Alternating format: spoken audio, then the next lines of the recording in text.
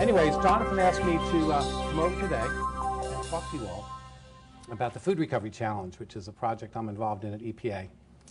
And in addition, which means a lot about waste, right? But also to talk more specifically about a project that we have ongoing with Drexel Food Lab and University City, which is the neighborhood that you're in right now. We call it University City District and University City. So that's what I plan on doing. You want to change that for me? But I want to talk, just to give you an idea about food waste. I don't know if you all have had a chance to read some of the literature on the magnitude of this food waste issue in the United States, but it's truly crazy. What you're looking at here is a graph that represents some data that was back in 2009, collected by the EPA about every 5 years, so we're due to update it. That illustrates that in landfills, the largest component of waste that makes it into landfills in the United States is food waste. 33.4 million tons of food in that particular year ended up in landfills. Now that's all kinds of food. It could be food scraps, but as often as not, it's good, wholesome food that for various reasons found its way to the trash. Now that number has nothing to do with the food waste that originates on farms or in food manufacturing that doesn't actually make it to the consumer. When I use the term food waste, it's like retail store, restaurant, and customer facing. Anything on the upside of that is referred to as food loss. So what I'm really talking about today is primarily food waste, places where we go to get food, and how it dismally ends up in the landfill, and what we can do about that. So it's a huge problem, Jonathan. If you're a picture person, that amount of food would be enough to fill the Rose Bowl every single day, if you can picture that. 33, 34 million tons is close to 65 to 70 billion pounds of food thrown away every year. The population of the planet is 7 billion, so you can do the math and realize how crazy it is that we're throwing all this food away. Okay, so where does it come from? And this is a recent report that I took and just got permission today, in fact, to use, that illustrates where the food waste is generated in terms of percentages. And it was collected by the National Restaurant Association. I thought that would be an organization that some of you would have a sense or an affiliation for and understand. So the restaurant folks, restaurant food service folks represent about 37% of the food that makes it into landfill. Now, a lot of you folks work in restaurants, Al, you don't see that, do you? You don't really know how much is going down the disposal or into the, actually this is measured, so it's going into cans or compactors making it to the landfill. But it's there. It's sort of like a hidden loss, and it's a tremendous amount of food. Our approach to food waste is from the environmental standpoint. So in terms of sustainability, which we have a lady teaching sustainability in food at Temple shortly, and I know some other folks that teach sustainability, and I teach in sustainability. We often refer to it as an economic, social, and environmental issue, sort of like a triangle sometimes. EPA looks at it from the environmental aspect. But dealing with food waste and what we're talking about today, there's a very significant social aspect to diverting and transforming food waste and feeding needy people or feeding animals. Very significant happy face feature of sustainability. And then there's an economic component to sustainability that relates very much to food waste. And we are very keenly aware of and do what we can to acknowledge the fact when we're talking to people that we understand that there's a financial issue to this particular situation. So as a school might be more interested, might view it from a society or a social lens, but you still are dealing with environmental and economic issues as well. Is this triangle familiar to you folks? How many have seen this? Okay, this is US EPA food recovery hierarchy that's now getting a pretty widespread distribution, picked up by a lot of different organizations. And what it says is the best way to avoid food waste is not to create it, first and foremost. And then the worst thing to do with food waste is to find yourself in a position where you have to put it in a landfill. That's the beginning of the problem. Once you create it, the landfill is the worst place you want to send it, and the solution lies in between. In terms of the priority that EPA recognized, we encourage feeding needy people first with food that's left over or surplus, and then feeding animals. Industrial uses refers to anaerobic digestion. In other words, use food, put it into a digester, create methane gas, use it for energy, and then go from there. And then composting, which is a wonderful thing to do, enriching soils, but it's, in terms of the hierarchy, it's just one step above landfilling. So we had, now I'm going to start talking about, that's the magnitude of the problem. We were working here in Region 3, Mid-Atlantic region of the United States, and had a thought that what would it take to just imagine or envision that we could capture all the food, I'll call it surplus food or food waste, in the Philadelphia area before it goes to a landfill. What would that take? Could you imagine capturing everything before it goes to a landfill? That's a pretty lofty goal, but we were dreaming big and wondering if that might be possible. Jonathan, could I have the next slide, please? And we had this in the back of our mind with all the projects we do helping people to divert food waste from grocery stores and colleges and universities. Some folks from the University City District, Seth Budick in particular, they call it the Dirt Factory. It's run and managed by the University City District, which is an economic development group. This is a picture. It's hard for you to see, but in the back here are two dark tubs, big round things. Those are the earth tubs that compost food scraps from the local neighborhood. So people take their food scraps that are very enthusiastic and green. Every Wednesday they get to drop off their bucket, and Seth smiles and says, you know, they have a nice conversation, whatnot. The scraps go into the earth tubs and folks pick up composting. Or they learn about how composting can be used to create beautiful, wonderful soils that are growing fresh, yummy food. And there's a lot of educational activities. So we learned about that. We started to develop a rapport with Seth and the University City District. But we really didn't take our dream much further at that point because we needed to have some more evidence that, that not only could we believe it, but we could find somebody to partner with to try to put this process in action. A few months after that, I happened to see on a web blog somewhere this picture of a fellow riding down the street down here on his bicycle, and it's cold, pulling these little push gurneys with food waste and some other recyclables. But he was taking that food waste over to the dirt factory. That was intriguing, but what was even more intriguing to me was that that's a private business. That's a for-profit business. So at that point in time, the lights went off and we said, we really thought we had some elements. It's very important to us to try to find a partner who has an economic interest in food waste because of all the motivation, the drive, the focus that for-profit organizations have in support with non-for-profits can make a very, very powerful combination. At that point, we thought we might have an opportunity. We had a conversation with Seth Budick to just broach the subject a little bit about expanding his program, and he was enthusiastic about that. But we had to do some more work and before we made this commitment one to another to try to launch this project. And we did a study of the Philadelphia area where we looked at food generators by business sector. And we also looked at sources where food waste could be utilized. All the little colored dots are represent the number of food generators, by number, unique numbers in these particular census blocks in Philadelphia. And the little purple circles with a dot are our proxy for places to dispose of compost, and that would be community gardens. So with this GIS study, all of a sudden we had 4 neighborhoods pop out in Philadelphia that had both a good collection of generators of food, but also places that have demonstrated that they've got a green mindset. They're doing things as represented by community gardens. We are here, the University City District, lots of dots. Across the river is South Philadelphia District, the Central Philadelphia District, and Chestnut Hill.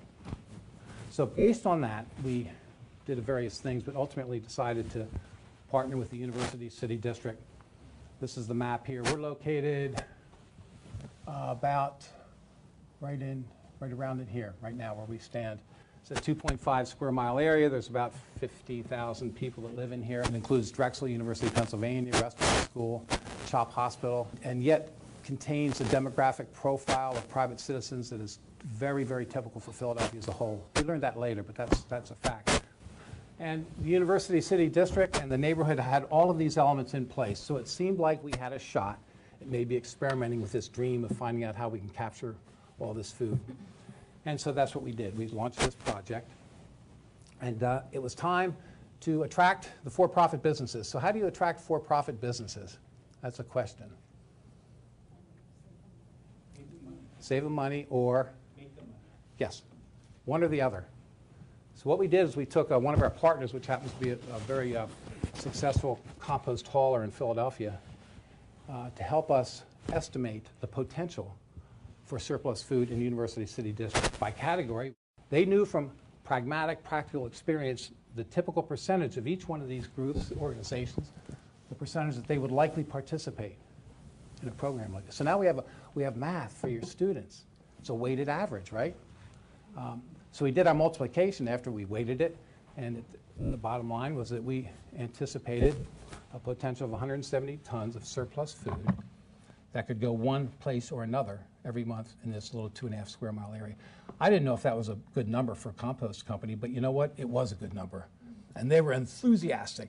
And they joined the project and submitted almost immediately all the information about their company and the procedures that an individual, group, or restaurant could follow to try to figure out what they should do along the lines of composting. Drexel Culinary School is a partner of EPA, and they're composting on a regular basis. So we did some outreach, and that's just some examples of some of the outreach.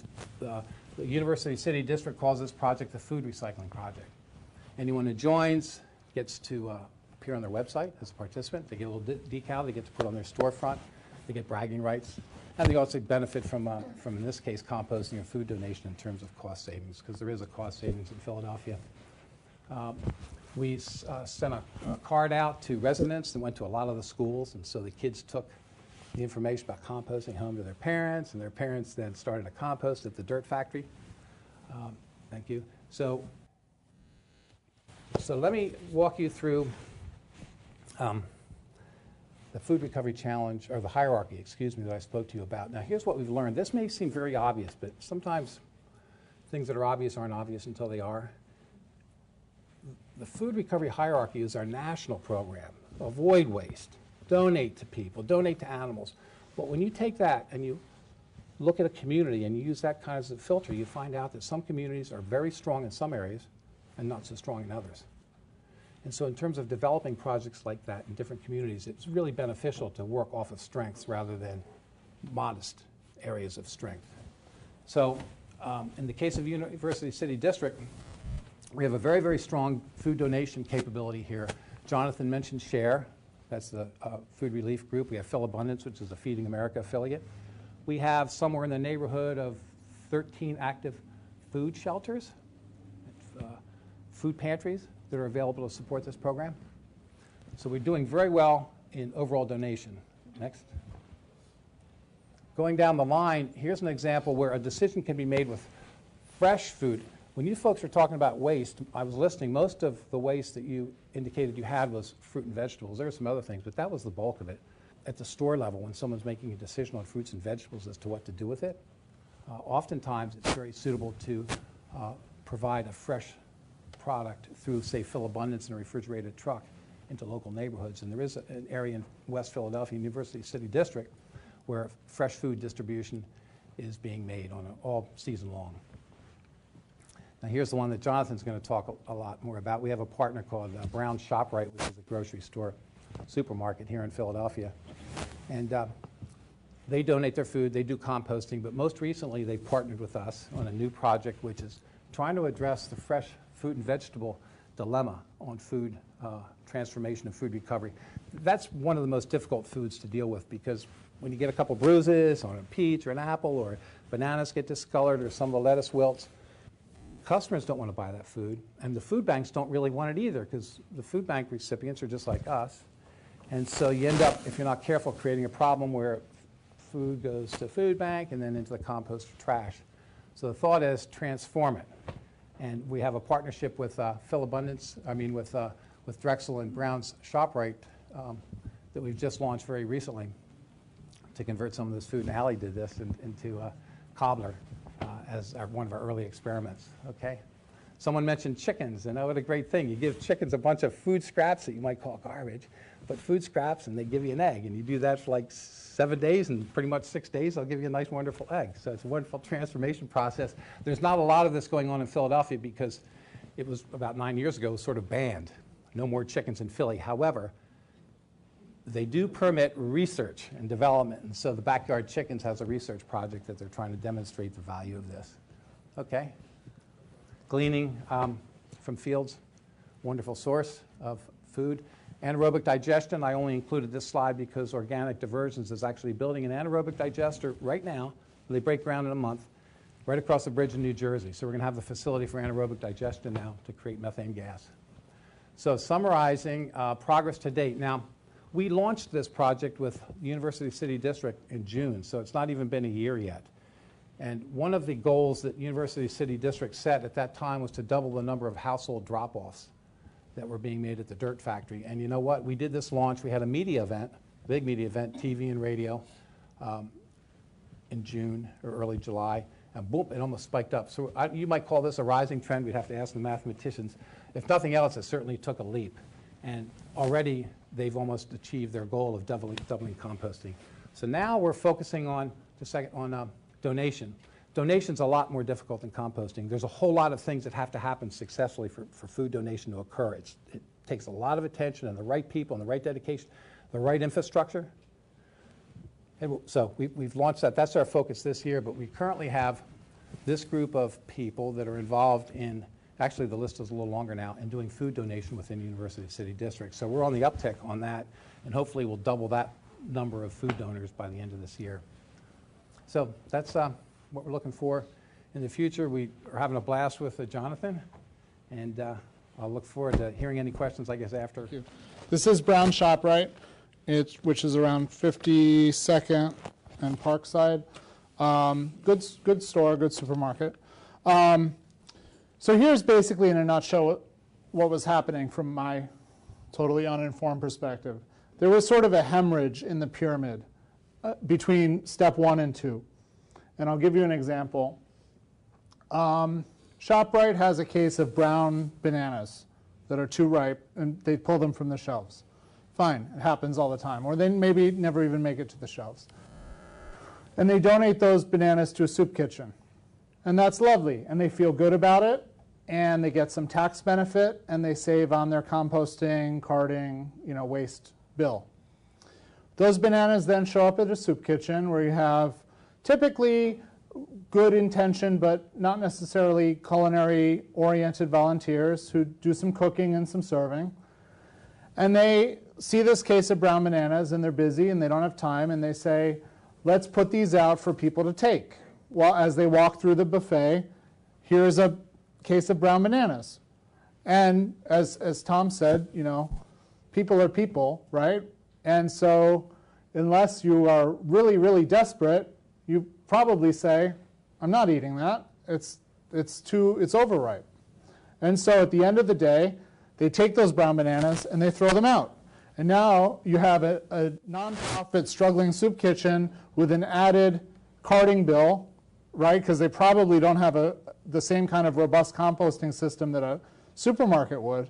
So you're really just kind of moving the problem around University City, right? Which is, of course, not what EPA wants to hear. So our idea was to kind of come into this and develop really low-cost, low-skill recipes with surplus food. And I won't belabor this. The foods that are typically in this category: bruised apples, moldy strawberries, bananas, broccoli, wilted greens, grapes, tomatoes, watermelons, and a ton of bakery items: breads, donuts, muffins, croissants, whatever. Can you go to the next slide? So, for example, it's not a great picture, but this head of lettuce is disgusting looking. Inside, it's beautiful looking. So part of it is just the education of saying, I wouldn't buy that lettuce either, but as a chef, and the chefs in the room will back me up on this, if you have it, you use it, right? Because that's money. And you don't get much money from composting, or it'll cost you. Next slide. And Tom talked about the cobbler. So, this is bruised apples, this is moldy strawberries, and they can be tasty, right? And we did some other things like jams and jellies and so on. So we wanted to play today at this experimental cuisine group with the idea of making something from waste or potential waste. And there's been other sessions of Experimental Cuisine Collective devoted to, quite a few actually, devoted to new or unknown or underappreciated or novel foods. Anna worked at the Nordic Food Lab on a lot of insect projects where insects are great protein and really should be eaten a lot more than meat is, and introducing new foods to the diet. And we want to take a step back and say, well, that's fine, new foods are great, but we already have a lot of food, 33% of landfill waste, much of which can be eaten, and we think we can do something cool about it. So basically that's our idea here. And then what I wanted to do was introduce you to Shola in the kitchen, who's going to do another, I guess, more of an experimental cuisine, or not quite a modernist, high-tech and low-tech version of this. I think we're at the point my other point that I want to make clear is, I think we're at the point in experimental cuisine when it started in 2007. It was really, a lot of the focus was on look what I can do and how cool it is, in terms of gels and gums and caviars and foams and all sorts of stuff that chefs were doing that was really neat and cool, interesting and educational from a chemistry approach, and interesting and boundary pushing from a cuisine approach. And that stuff is old now, as it should be. We're comfortable with it. We know how to do it. It's taught in a university, which is kind of a good sign. It's once it becomes part of the canon, it's probably too old. So one of the things that we're trying to push is to really understand the tools of modernist cuisine and experimental cuisine and apply them as needed to get your best outcome. So rather than playing with an ultrasonic emulsifier as a really cool toy, we want to teach how to make mayonnaise by hand. We want to teach it in a blender, and we want to teach it with an ultrasonic emulsifier. And we want students to have the versatility and the breadth to do all of that. And so that's kind of where we're going with this in the kitchen with Shola.